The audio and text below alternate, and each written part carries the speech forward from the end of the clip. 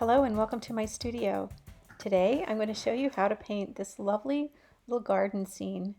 Thank you to Jiann for providing the reference photo of your lovely backyard garden for this painting demonstration. I arranged the pots completely from the reference photo. In the reference photo, all the pots are beautiful, the flowers are beautiful, but they're all to the right side of the photo, which doesn't really work for creating a good composition. So use your reference photos as information and never try to copy them exactly. Just use them for inspiration and information and try to build a beautiful design and then draw it skillfully and then paint it. So I arranged the pots with the tall blue one at the back, and the tall blue one also has the tallest flowers, so it fits nicely into the left half of this vertical composition. And the solid blue pot is a nice backdrop for the round pot in the front. And I made the flowers in the round pot in the front purposefully yellow and orange. So I've added yellow first and then some red to the bottom of each bit of yellow to let the red kind of crawl up into the yellow and mix on the paper. I'm adding quinacridone rose to the flowers in the background, so a cooler red. So I wanted to have the tall blue pot sort of frame the yellow and orange flowers in front of it, because on the color wheel those colors are opposite of each other. So the opposite of blue is orange. So that'll help the yellow and orange flowers really pop and look even brighter. Plus it will make them shift forward visually. And then I wanted to have cooler reds, pinks, and purples in the background.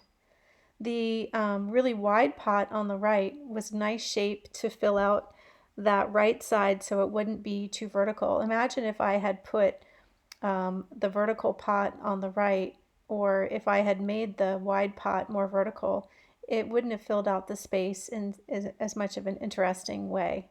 So I like that all the pots have a different shape and a different size, and one is sort of wide and fat, one is round in the front, and then the tall blue one in the back really sits nicely. So I chose to put different colors of flowers in each of the pots as well to really separate them. So since they're all jumbled together, or not really jumbled together, but placed next to each other closely, they need to separate. And one way to separate them is to make sure that all the flowers have a different color that are coming out of each pot. So each one of these pots is colorful and a little work of art in its own right. Each one has a different design, and they're really, really cute pots. So I'm using cobalt blue to do the design, and I'm also going to add some of the other colors, the reds and the yellows and things in the pot. And I used cobalt blue for the pot because I used ultramarine with quinacridone purple bluish for the violet flowers. So there's a slight difference. Cobalt blue leans a little more towards green on the color wheel, and ultramarine leans a little more towards violet. Now I'm going to use phthalo green and cadmium lemon, which is a beautiful bright green when you combine those two colors. I wanted to have a sort of unnatural looking green for the green in the pot, because when I paint the leaves I'm going to use hooker's green, and that's a more natural looking green. Again, when you have two colors from the same color family, two greens, you want to make sure that they're different and that they separate. So I wouldn't want the green on the pots to look natural like the green on the leaves, because then the two greens would look too similar, and you're using art as a visual language to describe what you're seeing.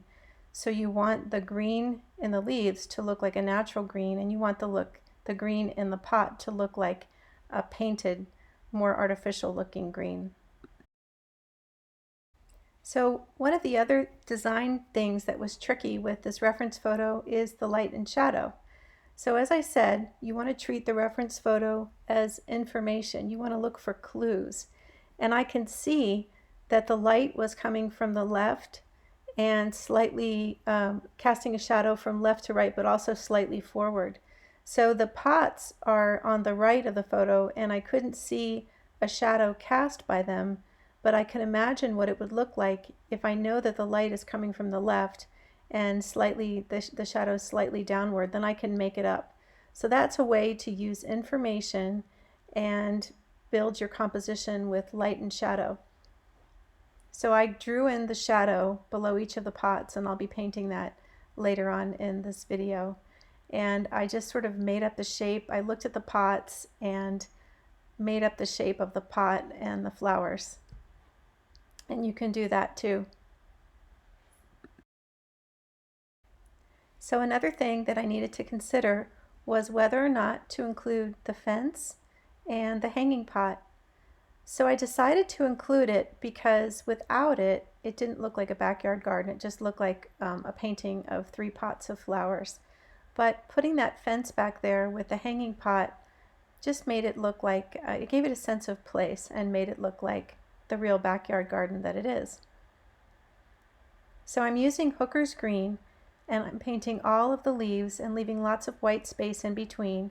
And I'm going to come back in now with yellow. I'm going to use both Azo Yellow Deep and Cadmium Lemon and add those beautiful glowing yellow highlights.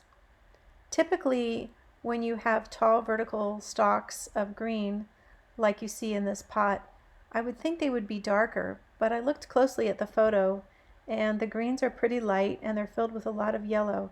And so I decided that was nice because the pot is a dark blue and the leaves with the nice yellow color, the yellow-green color, really look like they're glowing and catching the light.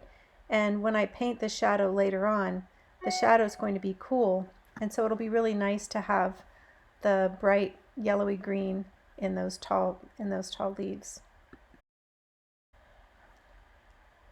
So I'm emphasizing some of the dark violet flowers with a little bit of extra dark ultramarine blue. And I'm adding Hooker's Green, and I'm adding a little bit of ultramarine blue to the Hooker's Green where I want it to be darker. So I want the leaves to be a nice bright pretty green and then to have some light and shadow within the green shapes. And so within some of the lighter green shapes, I'm adding ultramarine blue. So I'm still leaving lots of white spaces around the green leaves. This just gives the painting a nice sparkle, and it's a style that I really like to paint in, but if you want to paint big shapes and clump all the greens together, you can do that too. Another design tip, I purposefully wanted the flowers in the foreground to overlap the line, the horizontal line that represents the bottom of the fence. And so I just added some purple flowers and some greenery over that line. The flowers in the hanging basket are completely in shade, so I mixed some ultramarine blue with the Hooker's Green, and I made the color fairly light because it's in the distance. So values get lighter as they go back in space, and colors get grayer, and when they're in shadow, of course, they're also grayer. I've mixed a nice cool pink using quinacridone purple bluish and quinacridone rose for the flowers that are along the fence. And I'm mixing a nice grayed down green with yellow ochre, ultramarine blue, and Hooker's Green for the little bit of greenery that grows along the bottom of the fence.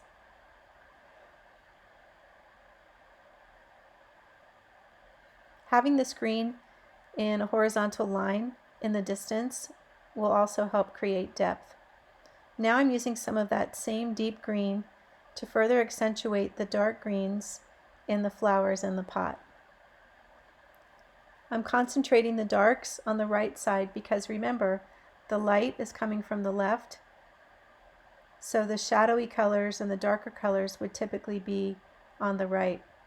I'm going to add a few dark accents to my tall green leaves as well.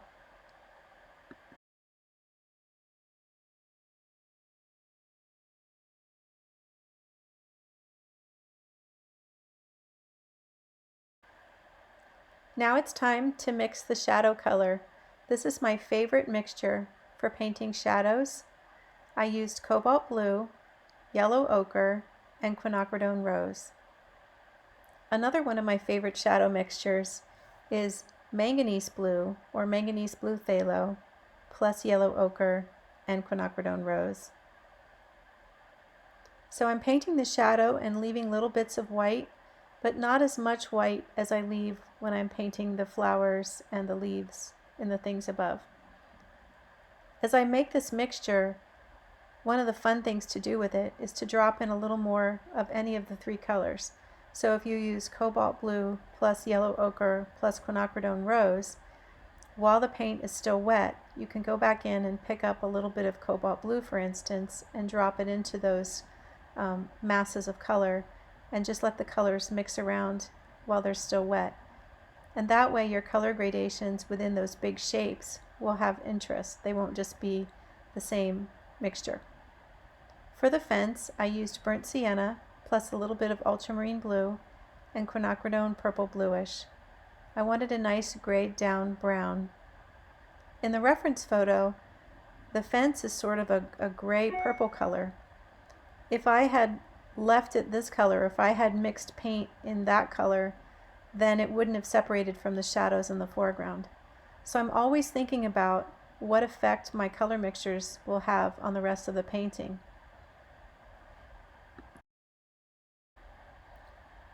To add details to the hanging pot, I mixed quinacridone purple bluish and ultramarine blue, and then I took a lot of the water out of my brush. Whenever you want to make a mark that's dark and have the paint be really concentrated, you need to have less water on your brush. For the dark greenery that's growing along the fence, I used Hooker's Green Deep plus burnt sienna plus a little bit of ultramarine blue. I need to put shadows on the sides of the pots on the right. And again, I'm just using information from the photo because I can't see any shadows on the pots in the reference photo. But I know if I could see them and they were sitting in this position and the light was hitting them from the left, they would have a shadow on the same side where there's a cast shadow on the ground. I used the same color mixture for the shadow on the pots, which once again is yellow ochre plus cobalt blue plus quinacridone rose. Since the shadow is dry now underneath the pots, I made a nice dark mixture of ultramarine blue and quinacridone purple bluish and added a nice dark line to emphasize the base of each pot. So stay with me for just a couple more minutes. I looked carefully at the painting and decided that it's looking really bright and beautiful, but I needed to emphasize the sunlight a little bit more. I felt like the shadowing and the blues and violets were sort of taking over the painting. So I mixed up azo yellow deep and cadmium yellow light, and I added some extra marks of bright yellow on the left side of the flowers and the tall green leaves. I'm also adding some more darks to the greenery along the fence. Where the details on the pot in the foreground are in shadow, they faded a little bit and the colors ran a little bit when I glazed over with the shadow color. So I'm going in now with ultramarine blue by itself and very little water on my brush, and I'm just redrawing those lines that are in the shadow.